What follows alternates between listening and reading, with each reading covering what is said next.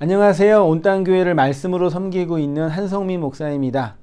온땅교회 유튜브 채널을 시청해 주셔서 감사합니다. 설교를 들으신 후에 좋아요와 구독을 꼭 눌러주시면 감사드리겠습니다. 온땅교회 말씀 사역에 큰 도움이 됩니다. 오늘도 말씀 안에서 평안하시고 즐거운 하루 되시길 바랍니다. 감사합니다. 구독과 좋아요를 꾹꾹 눌러주세요. 감사합니다. 이사야 60번째 시간으로요. 오늘이 이사야 이제 마지막 강론이 될 것 같습니다. 오클로스에서 에클레시아로 불러 모으시는 하나님이라는 제목으로요. 오클로스가 군중 혹은 대중 혹은 무리라는 단어고요. 에클레시아는 다 알죠. 흔히 그냥 교회로 번역을 했는데 엄밀하게 따지면 불러낸 자들이란 뜻이고, 그래서 오클로스에서 에클레시아로 불러서 뭐 하신다고요? 모으신대요. 이렇게 전염병이 이렇게 창궐할 때 우리는 힘써 모여서 기도해야죠. 반어법이에요. 전염병을 뚫고 들어오셨는데 대단들 하십니다. 좀 쫓겨나 증상이 있거나 그러면 집에서 쉬시는 것도 나쁘지 않은 것 같아요. 하필 또 오늘 제목이 모으는 거고 함께 있는 거라 좀 반대가 돼버렸는데, 장소적으로 모은다는 얘기가 아니라 내용과 의미로 모으신, 하나님은 모으시는 분이에요. 흩어서 모으시는 분이죠. 그 모는다는 얘기가 그냥 이렇게 뭐 예배당에 모이고 성당에 모여서 막 어저께는 광화문에 또 이상한 분들이 모여가지고 막 뭐 한다, 그렇게 모이면 돼요? 안 돼요? 안 되는 거예요. 그런 의미로 한번 마지막으로 살펴보도록 할게요. 자, 선지자가 이스라엘의 포로된 상황 속에서도 절망하지 않는 이유는 언약 백성에게 임하는 종말론적인 소망 때문이라고 했죠. 이스라엘을 향한 그들의 궁극적인 미래를 소개하고 있는 본문은 하나님의 산, 즉 예루살렘에서 이루어질 회복. 예루살렘은 뭐 하는 곳이죠? 성전 제사를 드리는 곳이죠. 그 제사, 지난주에 제의라고 표현했는데, 그 제의가 이제 바르게 회복될 것을 예언하고, 그것이 만국의 서름과 포로 생활의 비참함 속에 있는 이스라엘에게 한 가닥 희망과 소망이 될 수 있었던 것은 흩은 그들을, 하나님이 흩으셨죠? 흩은 그들을 하나님이 다시 뭐 하신다고요? 모이게 하신다는 말씀이 있었기 때문에, 지금은 비록 흩어져 있을지라도 하나님이 다시 우리를 불러 모으신다라는 그 종말론적인 소망을 품고 이 말씀을 들었던 첫 번째 그 독자들은 말씀을 보면서 읽으면서 위로를 얻었겠죠. 18절부터 19절에서 제가 이제 중요한 단어를 줄을 쳤죠. 모이리니, 볼 것이며, 보내리니, 전파하리라 등등이 있는데, 여기서 이제 중요한 단어가 모으리니, 모으다라는 단어인데요. 여기에 이제 히브리어로 이제 카파츠라는 단어로 되어 있대요. 중요한 건 구약 성경이든 신약 성경이든 중요한 것은 하나님은 모이는 것을 기뻐하시죠. 또 일정 시간 동안 모이게 하셨죠. 그리고 남자들을 1년에 3번씩 불러 모으셨죠. 예.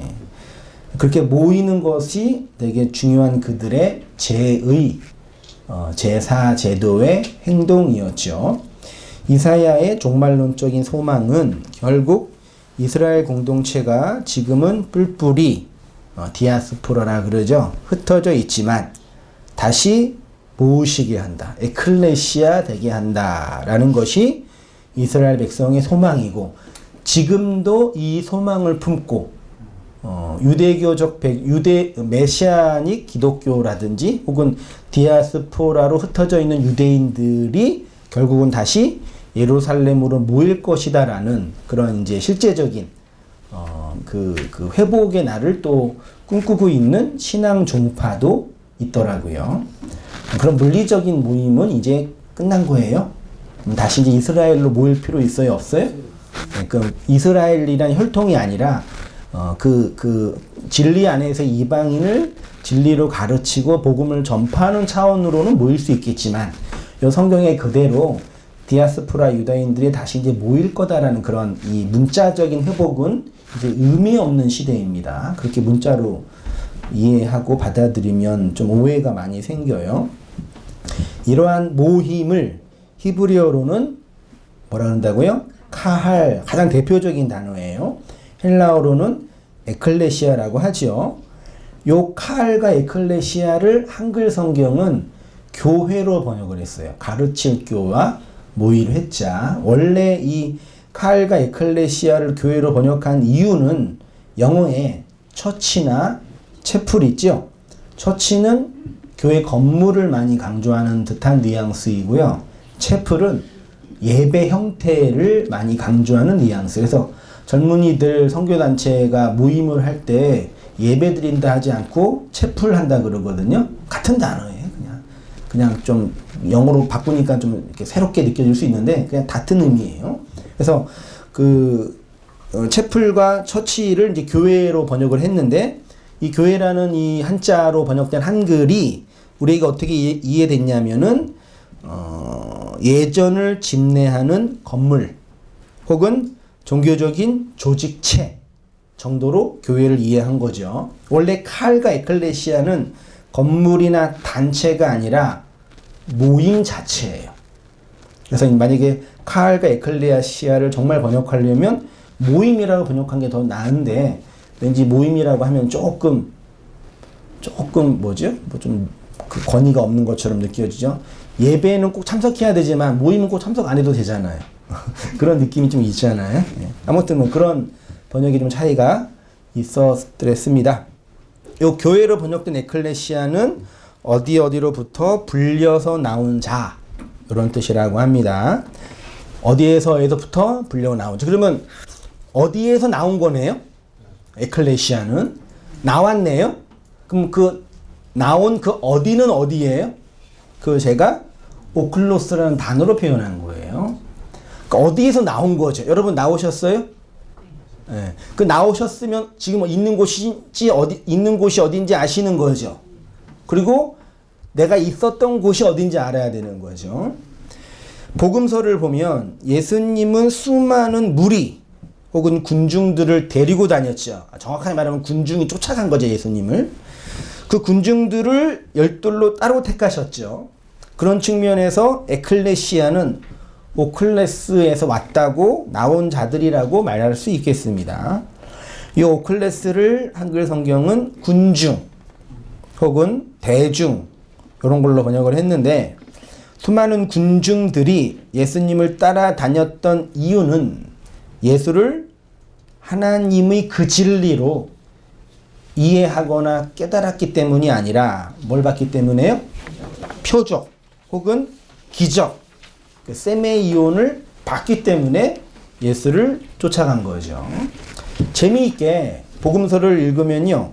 하나의 공식이 성립이 돼요. 어떤 공식이냐면 예수님은 뭘 행하세요? 맨 처음에 표적 혹은 이적을 행해요. 그 표적과 이적을 통해서 어떤 일이 벌어져요? 수많은 사람들이 예수를 쫓아가요. 군중이 돼서. 그 군중들에게 예수님은 그 군중들, 그 사람들에게 뭐 해요? 진리를 가르쳐요. 너희가 본 표적은 사실은 이거야. 그러니까 표적 자체가 중요한 게 아니라 그 안에 내용이 중요한 거지. 그래서 차근차근 설명해요. 차근차근 설명하면 군중들은 그 예수님의 말씀을 이해해요? 못 알아먹어요? 못 알아먹죠. 그래서 못 알아먹으니까 재미가 없잖아요. 그래서 다 도망가요. 그러고 있다가 나중에 그 군중들이 뭐예요? 예수를 십자가에 못 박아 죽이는 게 되는 거예요. 그리고 죽으신 예수가 부활하여서 다시 제자들한테 그 표적의 진의를 그 영으로 설명해 주므로 성령 받은 제자들이 뭐가 되는 거예요? 교회가 되는 거죠. 그 직전까지의 이야기가 사실 복음서의 전체 이야기예요. 이런 이야기가 전체적으로 흐르고 있는 거죠. 쉽게 말해 군중들은 표적을 보고 예수를 쫓아가요. 그리고 그 표적 속에서 하나님의 음성을 들은 자들이 에클레시아로 불려지는 거죠. 뽑혀지는 거죠. 이 오클로스라는 군중, 무리, 떼로 다니는 자 혹은 짐승이란 뜻인데 느낌이 어떠세요? 오클로스? 예수님은 군중을 좋게 보셨을까요? 나쁘게 보셨을까요? 떼거지로 모여서 당 짓는 사람들을 성경에서 무슨 당이라 그러죠? 떼거지로 모여서 당을 지어가지고 하나님을 대적하는 그 당이 있어요. 당이에요? 니골라 당 있죠? 그런 게 군중의 개념이에요. 민주주의가 정착한 현대사회에서 오클로스는 매우 긍정적이고 보편타당한 진리의 기준이 되었지요. 그래서 현대사회는 절대 기준이라는 것이 없고 뭐가 기준이에요? 다수가 인정하고 따라가면 그게 뭐예요? 진리예요. 다수결의 원칙이 의사결정의 중요한 기준이 되지요. 그러니까 현대사회에서는 오클로스라는 개념은 매우 중요한 개념이에요. 경제적인 이유, 종교적인 이유, 정치적인 이유에서 정치, 경제, 문화에서 이 대중이 제일 중요해요. 왜요? 자본과 관련돼 있고 권력과 관련돼 있으니까요. 누가 돈 벌어요? 대중을 사로잡는 자. 누가 권력을 잡아요? 대중을 사로잡는 자. 어떤 교회가 큰 교회예요? 대중이 많이 모이는 교회. 제가 이렇게 알바하는 곳에 오류동, 구로동, 여의도가 있거든요. 이 동네의 특징이 뭔지 아세요? 공통분모. 오류동이 큰 교회. 모르세요? 큰 교회 있어요, 오류동에. 무슨 교회더라? 네? 예, 윤 목사님. 큰 교회 있죠? 또 구로동에 마기 가지고 큰 교회 있죠? 성락교회. 여의도도 큰 교회이죠? 여기는 다 누가 모이는 거예요? 대중들이 모여요. 대중들이 모일 때 설교를 어렵게 하면 돼요, 안 돼요? 히브리 헬라어 쓰면 돼요, 안 돼요? 길게 하면 돼요, 안 돼요? 대중들은 그런 거 좋아하지 않아요. 그래서 이분들의 설교를 잘 들어보면요, 재밌어요. 들을만 해요. 내용은 별로더라도 되게 사람들을 이렇게 그 선동이라고 표현하는데 잘 자극해요. 지금도 난 놀랬어. 지금도 순복음교회 원로 목사가 누구 갑자기 그분이 아직도 설교하더라고요. 90세인데 진짜 막 혀도 잘 안 돼. 지금도 설교해요. 근데 수많은 사람이 들어요. 놀라운 대중 설교가죠. 오클로스의 개념은 현대사회에 아주 중요한 개념이 되어버렸어요. 대중정치, 대중문화, 대중종교, 대중철학, 여기 의사결정을 하는 아주 중요한 그 단체가 됐습니다. 근데 성경은 이 오클로스를 어떻게 보냐? 무지와 부패와 고집과 완악함을 상징하는 단어가 오클로스예요. 성경은 때로 다니는 애들을 좋아할까요? 싫어할까요? 떼거지로 다니는 애들을 별로 안 좋아해요. 곤충, 동물, 얘네 중에 떼거지로 다니는 애들 있죠? 구더기 중에 하나만 있는 구더기 본 적 있으세요? 별로 기분 안 좋아서 구더기를 해가지고요. 개구리, 이파리, 메뚜기, 황충, 얘네는 다 어떻게 다니는 애들이에요? 때로 다니는 애들이에요. 우글우글 거리는 애들이란 말이에요.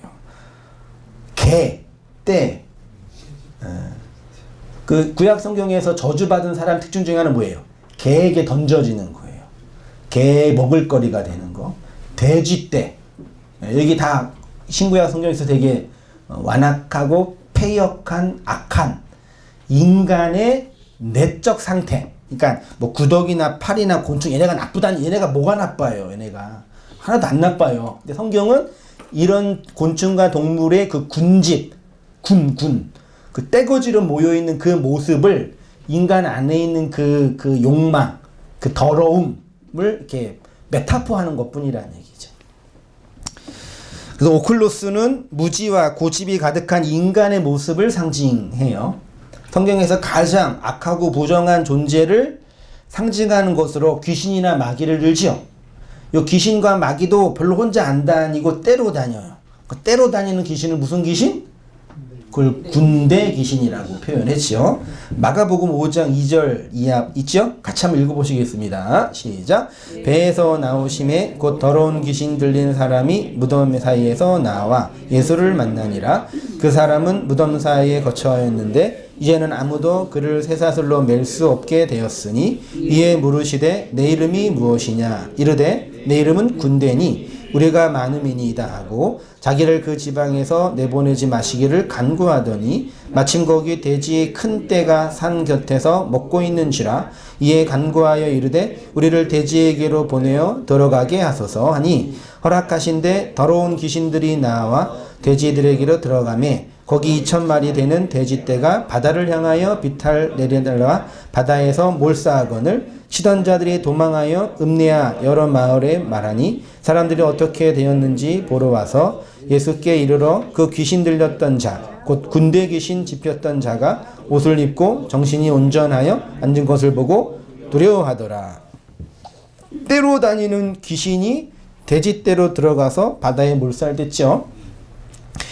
이들의 모습 속에 무지와 고집, 탐욕과 패역이 가득한 인간의 모습, 하나님을 대적하는 인간, 요 군자가 뭐예요? 무리 군자예요. 인간은 군집하는 존재죠. 요거를 좀 좋은 말로는 무슨 존재라 그래요? 사회적 존재라고 표현하죠. 인간 군상들의 모습인 거죠. 군중과 대중은 정확한 정보와 정확한 지식에 따라 판단하는 자들이 아니라 선동꾼과 분위기에 휩쓸려가는 집단이에요. 그래서 군중 심리라는 단어가 있죠. 군중 지식 이런 거 있어요? 군중 판단 이런 거 있어요?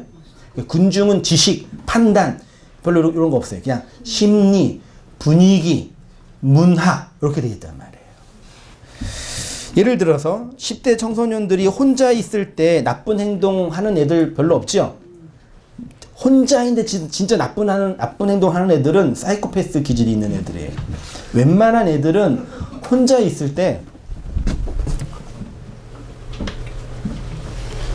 나쁜 행동 별로 못해요. 언제 있을 때? 때로 있을 때. 때로 있을 때 이상하게 나쁜 행동. 혼자 담배 피면은 별로 이렇게 찌그러져 있는 애들이 떼거지를 피면은 그냥 너구리 잡잖아요. 그냥 그런 인간의 모습인 거죠. 사람이 사람을 죽이는 일은 정상적인 일이 아니죠.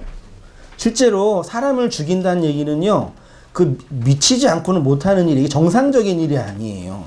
그런데 군대라는 집단에 들어가면 사람을 죽이는 연습을 하죠.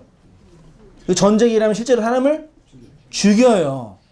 개인은 못하는 일을 집단이 하는 거예요. 이게 뭐 옳고 그르다의 문제가 아니에요. 한 개인이면 절대 못하는 일을 집단은 그게 윤리 도덕을 파괴하는 일이 돼버리라는 얘기죠. 집단 안에 있으면 개인의 신념이나 개인의 지식이나 개인의 도덕성이나 개인의 판단력 이런 거 중요하지 않아요. 여기 약화돼요. 집단의 거대한 힘에 끌려가게 되는 거죠. 그래서 군중 속에서 행하는 행동은 내가 자결, 스스로 결정해서 행동하는 행동이 아니라 군중의 거대한 힘에 휩쓸려가는 행동이 돼요. 물론 도덕적인 책임에서 자유로울 수는 없지만 인간 행동 양식을 살펴보면 어떤 거대한 힘에 끌려가요. 성경은 인간의 존재를 자결적인 자유의지가 있는 존재라고 하지 않고 거대한 힘에 사로잡혀 있는 자라고 해요. 그걸 이제 흔히 귀신, 악한 영이라 그러죠. 혹은 그걸 시대 정신이라고 해요. 어떤 거대한 힘에 끌려가는 거라고 한단 말이죠. 그래서 한 개인의 그 어떤 판단력과 자결로만 할 수 없는 게 있단 말이죠. 예를 들어서 뭐 적당한 예일지 모르겠지만 20년 전에만 해도 교회에서 자매들 여기 민소매 티 있잖아요. 그거 입고 다니면은 뭐라 그랬어요? 안 그랬어요? 권사님들? 뭐라 그랬죠? 이 뭐냐 음란막이 들린 자매라고? 미니스커트 입으면 됐어 안 됐어요? 못 들어오게 했죠. 왜냐면 그 교회 안에 있는 거대한 어떤 그 사상이 있었던 거예요. 그게 옳고 그름의 문제가 아니라 지금 뭐라 그러면은 안 되죠.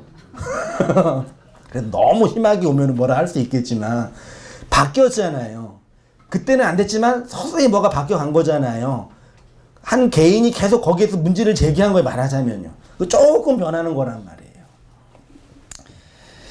20세기 한국 교회가 부흥한 이유 중에 하나가 대중 집회가 성공적으로 정착되었기 때문이라고 해요. 실제로 이거 교회 성장학이 있어요. 이상하게도 하나님은 개인에게 역사하지 않고 수많은 군중들이 모인 대중 집회에만 역사하셨던 것 같아요. 신유의 은사가 있다는 강사는 아픈 사람을 일일이 찾아가서 고쳐주는 대신에 대중 집회 시간에 병든 사람을 고쳐주는 능력을 행했죠. 참 아이러니하지 않아요? 그냥 자기 신유 은사 있으니까 저는 없지만 아픈 사람 가가지고 이렇게 안수해주고 그러면 되잖아요. 그렇게는 못 고치는 것 같아요. 제가 볼 때는 큰 집회 있어야지 고치는 것 같단 말이에요. 의심이 들게. 청년들은 대중 집회에서 헌신을 다짐하기도 하면서 집회 후에 서운한 것 때문에 걱정하기도 했지요. 심지어 어떤 청년은 청년 때 선교사로 서운한 것을 지키지 않아서 몇십 년 동안 정신적으로 어려움을 겪는 사람도 있지요. 이상하게도 기도원의 대중 집회에는 헌금을 내서 부자된 사람들의 간증이 많이 있었지요. 그리고 분위기 따라 헌금하고 나중에 집회 끝나고 집으로 돌아갈 때 좀 전에 낸 헌금을 아까워하는 작정금을 쓰고 나서 내려가면서 걱정하시는 분들이 계셨죠. 여기 중에 한두 개 포함 안 되시는 분 계시나요?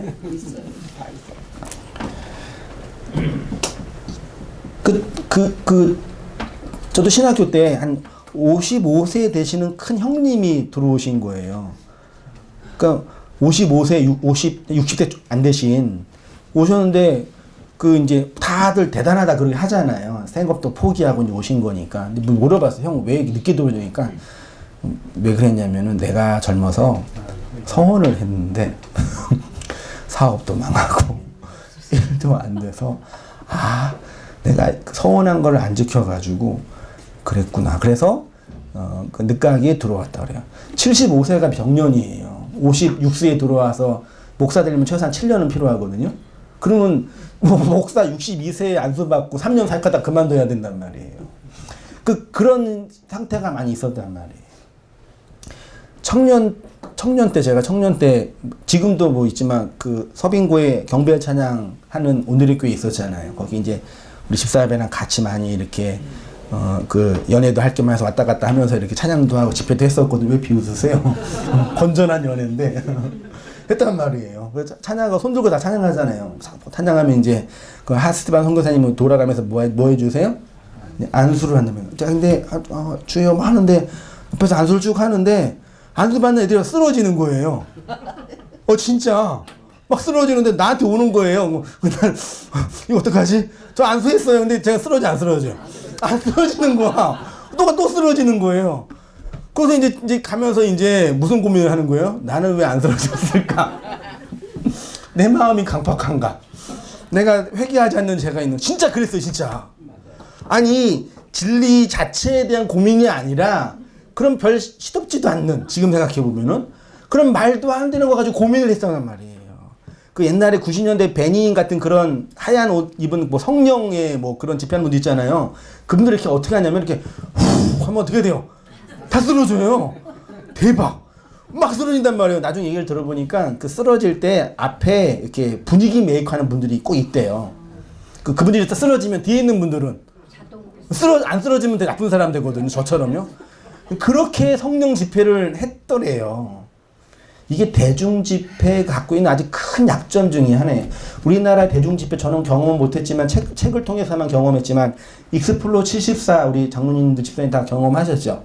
그때 다 참석 다 많이 하셨다고 그러더라고요. 소원 안 하셨어요? 하시지 않으셨나? 그때 뭐 빌브라이 박사나 뭐 김중훈 이런 분이 모여가지고 수많은 대중집회 했잖아요. 그때 우리 인생의 선배님 그 청년들이 내가 선교사를 헌신하겠다 많이 했잖아요. 그때 헌신한 중에 한 분이 누가 있는지 조용남 씨가 있어요. 미국 갔다가 이상하게 돌아와가지고 하여튼 그런 이런 대중 집회가 그렇게 자기의 어떤 개인적인 자결 판단 능력보다는 이 심리 분위기에 휩쓸려가는 거죠. 여러분은 이런 모습을 보시면서 어떤 생각을 하셨습니까? 저는 예수님 시대 때 예수님이 행하신 표적을 보고 몰려든 수많은 군중들과 차이점이 거의 없는 듯 했습니다. 복음의 진리와 깨닫게 된 말씀에 따라 다른 판단이 아니라 대중 집회 속에서 분위기에 휩싸여 감정적으로 행동한 것이 아닐까 생각됩니다. 눈에 보이는 거대한 표적에만 집중하여 그 안에 있는 그리스도의 생명을 보지 못한 것입니다. 그런 측면에서 오늘날 교회라는 이름으로 모인 사람들은 거의 대부분 표적을 보고 예수님을 임금 삼으려는 군중들의 심리와 별반은 다르지 않는 것 같습니다. 대형마트가 고객을 모집하는 것처럼 교회 관계자들은 어떻게 해서든지 사람들을 교회로 모이게 하려고 하죠. 주된 그 캐치플레이가 뭐예요? 모이면 기도하고 흩어지면 전도하자. 모이기를 패하는 어떤 이들의 습관과 같이 하지 말고 우리는 힘써서 뭐 해야 된다? 모여야 된다. 이렇게 코로나 바이러스가 있어도 교회로 뭐 해야 돼요? 모여야 되는 거예요. 어떻게 해서든지 표적을 만들기 위해서 전도훈련, 제자훈련, 두날개 프로그램, 소그룹 훈련, 셀, 성령 학교 많이 만드는 거죠. 그런데 하나님은 이러한 인간 군상들의 그 떼거리 모임을 반드시 꺾으십니다. 어떻게요? 그 오클로스에서 에클레시아로 부르심으로 인생들의 떼거리 모임을 꺾으시는 거죠. 그래서 우리의 신앙의 역사를, 우리의 경험을 찬찬히 돌아보면은요, 하나님이 우리에게 진리로 찾아오실 때, 혹은 그리스도의 머리를 그 생명의 영으로 건네주실 때는 우리는 군중과 대중들로부터 홀로 외롭게 떠나 있을 때였던 것 같아요. 자이든 타이든 군중 안에서 나와 홀로 광야의 비바람을 맞으며 철저한 고독 속에서 괴물과 같은 내 모습을 직면할 때 비로소 그리스도의 말씀이 이해된 거죠. 분명한 거는요, 오클로스 안에 있으면요, 자기의 모습을 정확하게 못 봐요. 이게 군중이 갖고 있는 뭐 장점도 있지만 아주 치명적인 한계예요. 그 집단에 있으면 자기가 그런 자인 줄로 생각해요. 제가 경험했어요. 예를 들어서 한국 대학생 선교회 CCC에서 전도훈련 받고 제자훈련 받고 캠퍼스에 전도자라는 어떤 그런 내용이 있으면, 그 단체에 있으면 내가 어떤 사람이에요? 그런 사람인 줄 생각해요. 최소한 어디 있었을 때? 그 안에 있었을 때는. 근데 이제 졸업하고 나오니까 어떤 생각이 들어요? 나는 전에 그랬었는데 어느 순간 나를 보니까 그것과 상관이 없는 내가 보이는 거죠. 이게 오클로스가 가지고 있는 단점이라니까요. 막 모여가지고 뭐 경험도 하고 배우기도 하고 뭐 느끼기도 했는데 혼자 집에 와서 덩그러니 나라는 존재 앞에 딱 서니까 뭐 있어요? 아무것도 없는 거예요. 그래서 성경이나 역사 속에서 하나님이 하존 그 이상을 경험하고 그 속에서 성령의 능력을 경험한 모든 성도들은 다 광야에서 하나님 만났어요. 아무도 신학교에서 만난 사람이 한 사람도 없어요. 성경도 그렇고 교회 역사도 그렇고 신학교에서 그 하존을 경험한 설교자나 목회자는 한 사람도 없어요. 다 홀로 광야에서 지하 굴에서 그러니까 뭐 장소가 중요한 게 아니라요. 자신의 그 존재를 맞닥뜨린 것이요. 그게 중요하다는 얘기예요. 오클로스는 그걸 못하게 해요. 오클로스는요. 근데 거기서 끄집어내는 거예요.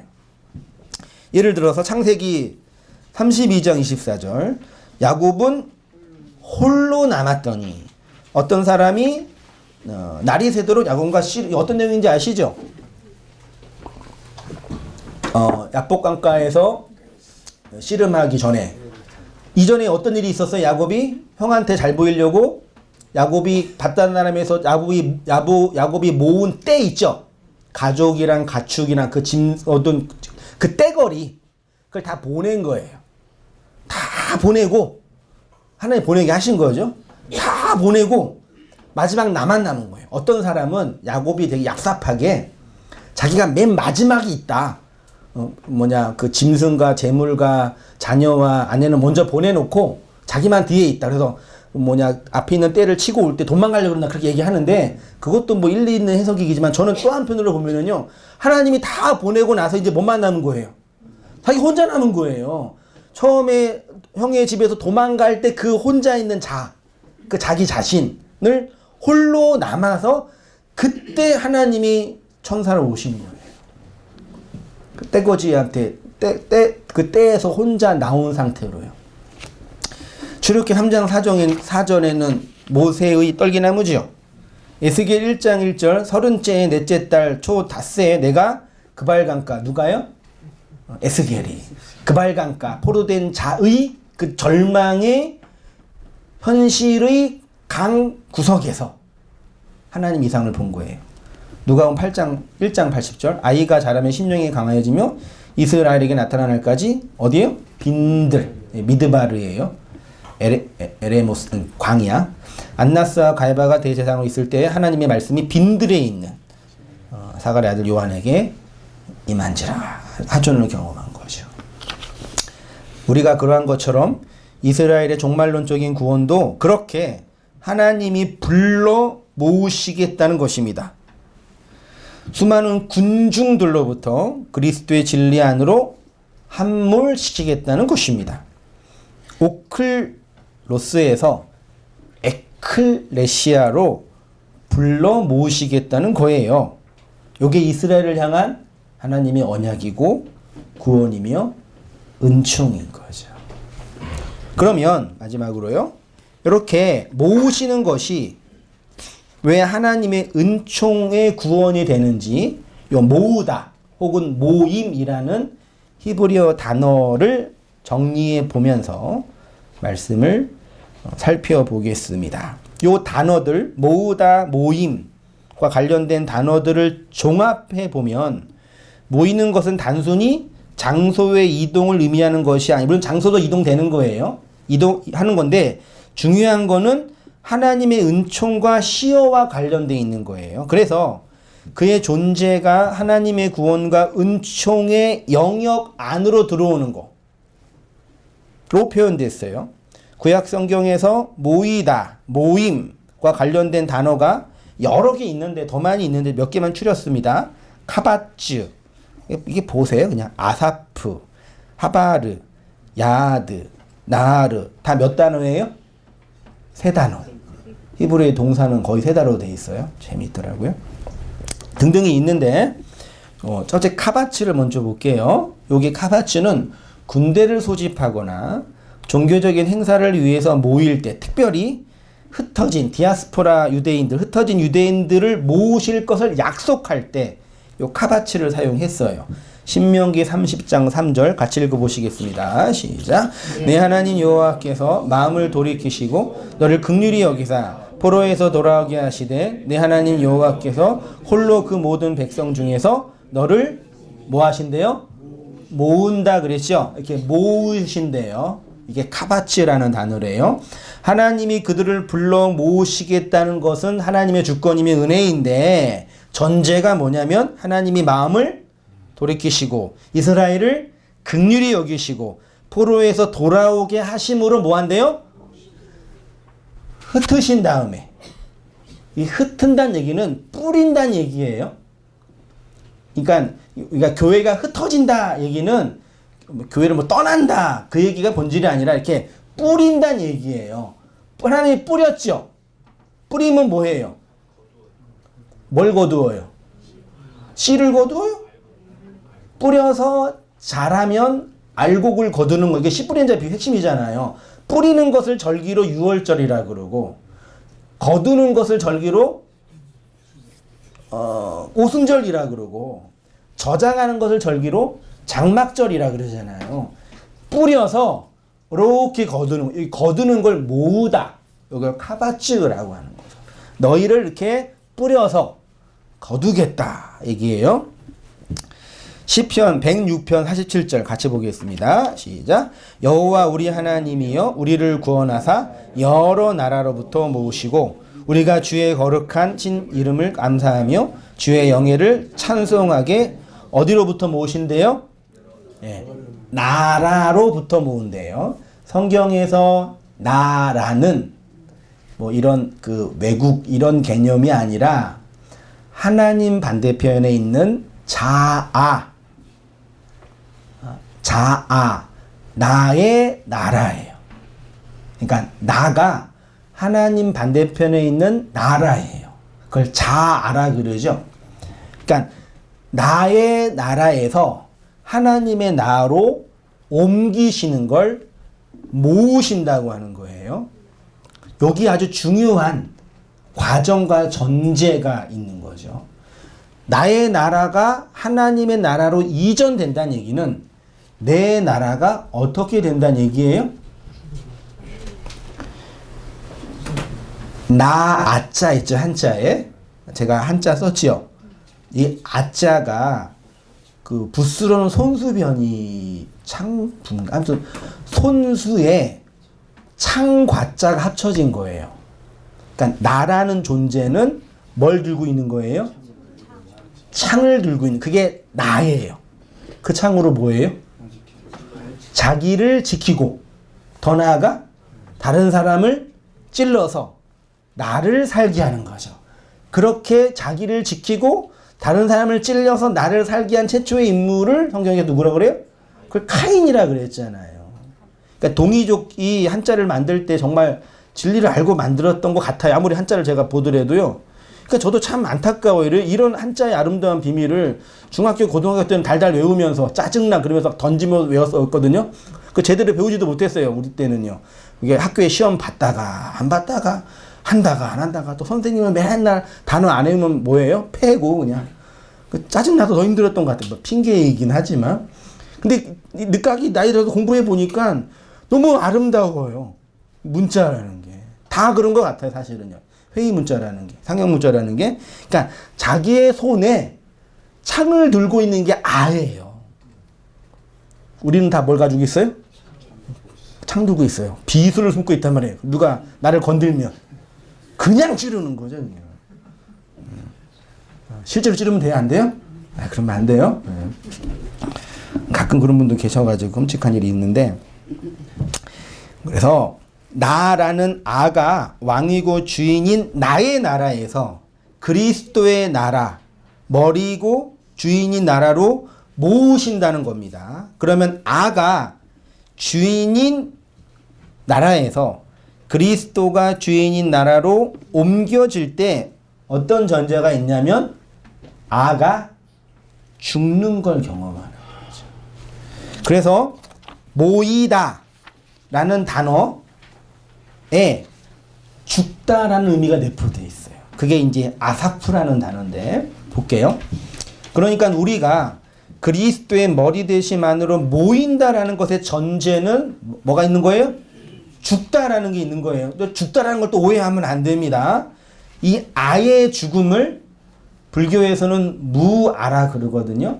우리는 이 무아를 불교든 혹은 다른 사람이든 오해하고 있어요. 그러니까 한자의 무라는 개념은 뭐예요? 없는 거죠. 없는 건 아닌 거예요.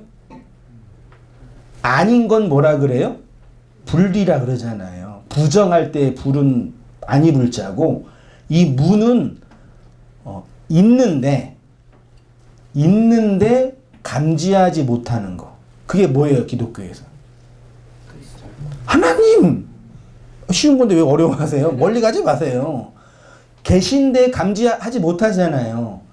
이해되죠? 그거를 다른 말로 묵시라고도 하고 혹은 영원이라고도 하잖아요. 그거를 감지하는 걸 옛날에 그 어르신들은 무아라고 이해한 거예요. 근데 오늘날 뭐 불교인이나 다른 사람들은 뭐예요? 무아는 뭐가 없어지는 거예요? 내가 없어지는 거죠. 아가 없어지는 그런 거 일어나요? 안 일어나요? 그런 거 없어요. 내가 살아있는 동안 나라는 존재는 없어질 수가 없다. 그래서 그 기독교인들 중에 특히 이제 이 묵시복음을 이해하는 분들 중에 자기 부인을 마치 내가 없어지는 것으로 이해해요. 나는 없습니다. 그 찬양도 하잖아요. 그 의미가 나라는 존재가 없어지는 것을 이해한다니까요. 그거는 구원이 아니라 멸절이라 그러는 거죠. 그 기독교의 자기 부인은 무아가 내가 없어지는 게 아니라 그리스도와 뭐 하는 거예요? 연합되는 거죠. 쉽게 말하면 아가 뭘 감지하는 거예요? 영원한 것. 보이지 않는 그 영원한 거를 그 무로 감지하는 거. 그걸 다른 말로 뭐라 그래요? 우리 기독교 용어로 믿음, 그리스도가 된 것이라고 표현하는 거죠. 다시 와서 쉽게 말하면 양이 오클로스가 물 위에서 이탈되면 어떻게 돼요? 죽지요. 그럼 우리가 오클레스에서 살다가 이 오클레스에서 판단과 감정에 따라서 살다가 여기에서 이탈되는 거예요. 떨어져 나오는 거예요. 그게 뭐예요? 죽음이란 얘기예요. 그래서 떨어져 나오면 어디로 가는 거예요? 에클레시아로 편입되는 게 곧 나의 죽음. 그래서 오클레스에서 레시아 불러서 끄집어내면 그 소리를 듣고 나오면 뭐 하는 거예요? 그 물 위에서 뭐 하는 거예요? 죽는 거잖아요. 그래서 옛날에는 이게 지금은 별로 이해가 안 돼. 옛날에는 다 시족사였잖아요. 시족사에. 그러니까 그 시족에서 나오면 어떻게 되는 거예요? 그냥 죽는 거잖아요. 살 수 없었잖아요. 땅도 없고 돈도 없으니까 안전도 보장이 안 되고 그런 개념이란 얘기예요. 그래서 하나님이 우리를 이 인생 군상 오클로스의 세상에서 뭐 하신다는 얘기예요? 끄집어낸다는 얘기예요. 잘 생각해 보세요. 구원을 어떻게 해야 하냐면은 이 인생 군상들이 모여있는 곳에서 뭘 구원이라 이해해 사람들이요. 이 군상, 이 군집 생활하는 인생에서 뭐가 되는 걸 구원이라 그래요? 왕 되는 거, 1등 하는 거, 경쟁에서 이기는 거, 요거를 구원이라 그러잖아요. 간증이 다 뭐예요? 왕 되고 1등하고 성공한 거잖아요. 그러니까 그게 나쁘다는 얘기가 아니라 복음은 우리를 거기에서 이 군상의 세상에서 높이 올라가게 하는 게 그건 상관이 없고 거기에서 뭐 하는 거예요? 에클레시아 하는 거라니까요. 그게 죽음이라고요. 아의 죽음, 무아가 되는 거. 없는 하나님을 내용으로 감지하는 거. 그치요? 네, 이해 안 되세요? 저기 뒤편 좀 무가 가득한데 저기 잘 생각해 보세요. 설교에 항상 여지가 있으니까. 에클레시아로 편입되는 것으로 곧 나의 죽음이라는 것입니다. 군중들이 가득한 비진리의 세상에서 진리에 의해 낚아채지면 군중들로부터 떨어져 나오게 되죠. 그걸 죽는다라고 표현하는 거예요. 항상 나의 그 존재에 맞닥뜨리는 거죠. 자, 창세기 25장 8절 제가 볼게요. 그의 나이가 늙고 젊고 늙어서 기운이 다하여 죽어 자기 열조에게로 뭐 한대요? 돌아가면 우리가 죽었다 돌아가신다 그랬죠? 요게 원래 히브리어로 아사프예요. 아사프는 모으다예요. 모으다인데 돌아갔다라고 번역했네요. 창세기 49장 29절도요. 그가 그들에게 명하여 이르되 내가 내 조상들에게로 뭐 한대요? 여기 아사프예요. 돌아가다인데 죽어. 의미는 죽었다. 내용은 모으다. 그래서 아사프는 죽음으로 모이게 하는 것, 거두어 드리는 거죠. 성경에서 열조 혹은 조상에게로 돌아간다는 문장이 많이 있는데 요 돌아가다가 다른 말로 모으다, 거두어 드리다 요 뜻이래요. 쉽게 말해서 하나님이 흩어진 이스라엘을 다시 모으시겠다는 것은 그들을 죽음의 강을 건너게 하셔서 진리로 이끄셔서 아예 나라를 무너뜨리셔서 하나님의 나라로 세우시겠다는 얘기죠. 요거를 그림처럼 표현한 게 성막과 성전이잖아요.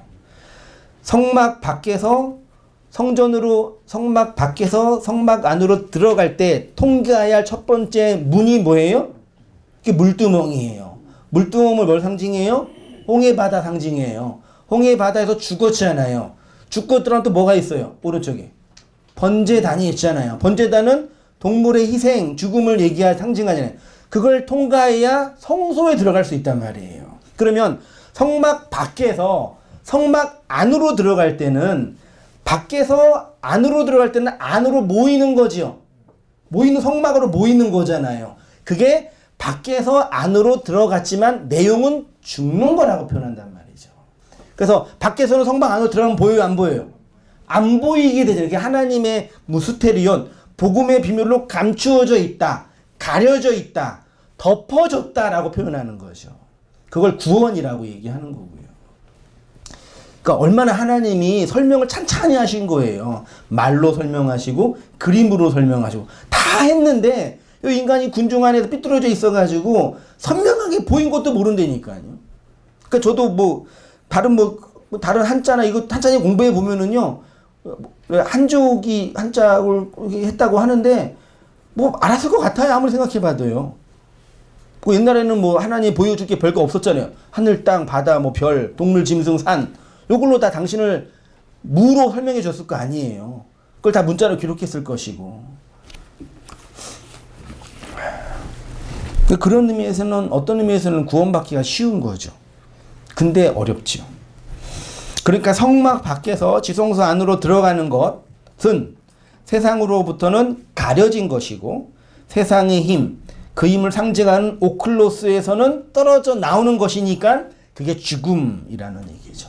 그러니까 여러분 생각해 보세요. 세상에서 성공하고 번영하고 잘 되기 위해서는 에클레시아로 있어야 돼요? 오클레스로 있어야 돼요?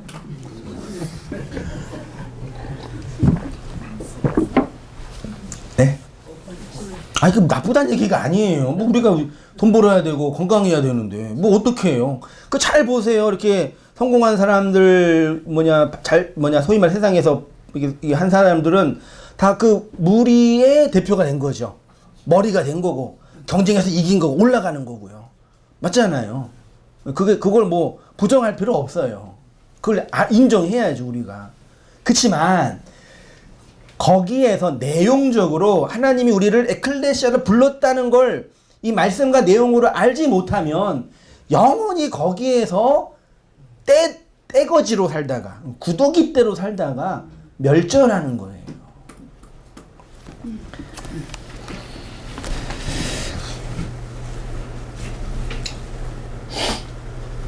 에클레시아죠. 어디에 계셔요? 뒷편은 좀 어두운데. 그 산에 어떻게 해서 우리를요? 말로 하지 않고 손으로 머리채를 잡고 끌어당기는 거예요. 이렇게 너 나와야지 이렇게. 우리는 뭐예요? 싫어요, 안 돼요. 좀 있어야 되겠어요.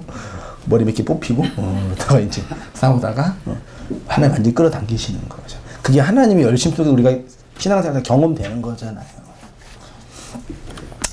출애굽기 6장 26장 3절이요. 그 휘장 5폭을 서로 연결하며 다른 5폭도 서로 연결하고 금 갈고리 50개, 또 5개 신기해요. 만들고 그 갈고리로 휘장을 연결하여 성막을 연결있죠. 여기 하바르라는 단어인데 이게 이게 모으다라는 또 다른 뜻이에요. 그러니까 이게 성막을 연결할 때 이게 하바르 모으는 거예요. 연합되다 결합되다가 하바르인데 성막의 여러 기구를 연결할 때 사용됐대요. 성막은 하늘의 것과 땅의 것을 연결하여 하나 되는 것을 상징합니다. 하나님이 교회를 그렇게 모으신다는 것은 땅인 우리를 하늘과 연합하게 하고 결합하게 하신다는 것이겠지요. 여기에 하늘과 땅의 죽음으로써 뭐가 전제돼요? 십자가. 이게 그 십자가로 모으는 거예요. 아까는 죽음으로 모으는 거고 성전으로 모으는 거고 십자가로 모으는 거고 다 모으는 거예요. 이사야 2장 2절 같이 읽어보겠습니다. 시작. 말일에 여호와의 전에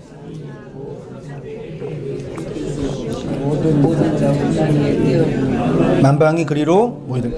제가 이사야 강의 5강과 6강쯤인 걸 대충 기억하는데 그때 이제 이사야 요 2장 말씀 강론을 하면서 제목을 뭘로 했는데 기억나세요? 기억나시는 분 제가 선물 드릴게요. 진짜 대단하신 분이에요.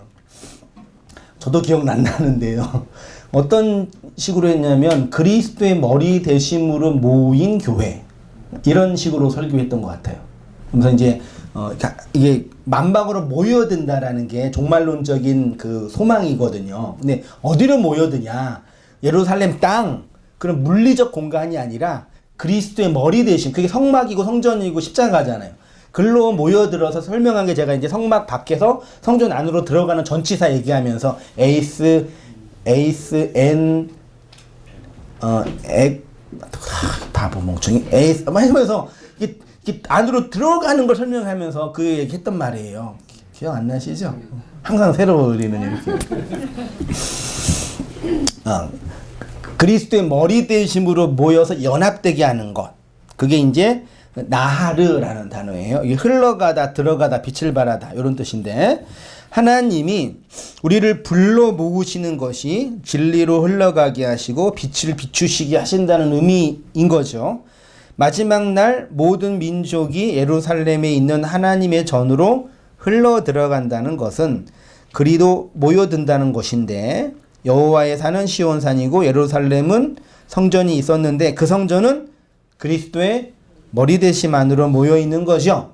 그게 이제 그리스도와 하나 된다, 에하드 된다라고도 표현하고 그 안으로 모여드는 교회의 내적 상태, 이방인들이 더 이상 이방인이 아니라 선택받은 하나님의 백성이 되는 그 상태를 흘러 들어간다, 빛을 발한다라고 표현하는 거죠. 그게 하나님이 모이게 한다라는 의미예요. 근데 단순히 어떤 집단에 모이고 단체에 모이고 요게 복음의 본질이 아니잖아요. 우리가 모여서 말씀도 나누고 또 모여서 말씀도 고백하고 속으로 논의하지만 그게 우리의 본질이 아니잖아요. 그거는 그 모이게 한 그 내용을 흘러가게 하고 나누게 하는 고백인 거죠. 오클레스에서 에클레시아로 머리채 잡고 끌어당기시는 하나님의 일하심이 종말론적인 소망으로 모이게 하시는 하나님의 사역인 거죠. 그렇죠? 다들 이렇게 불러 오신 거죠? 뒤에도 그렇죠? 이 은혜 안에서 살아가는 우리 모든 성도님 되시기를 축원드립니다. 기도하겠습니다. 하나님 아버지, 우리에게 귀하고 소중한 경전의 말씀을 허락하시고 예레미야나 이사야나 에스겔이나 호세아 같은 걸출한 하나님의 사람들을 보내시고 그들의 글과 책을 통해서 우리 주 예수 그리스도의 마음을 배우고 깨닫게 하시니 감사합니다. 여전히 군중 속에서 그 심리에 끌려다니며 꼬리의 힘으로 바다에서 물고기로 때로 다니는 저희들을 그 머리를 잡아서 진리로 낚아채신 그리스도의 은혜 안으로 함몰시키게 하신 그 은혜를 바라보고 고백하게 하시니 감사합니다. 이 내용을 잘 깨닫고 배워서 그 마음과 양식과 은혜로 삼아서 하나님의 은혜 안에서 온전히 살아가는 저희 모든 삶들 되어지도록 인도하여 주옵소서. 감사드리며 예수님의 이름으로 기도합니다. 아멘.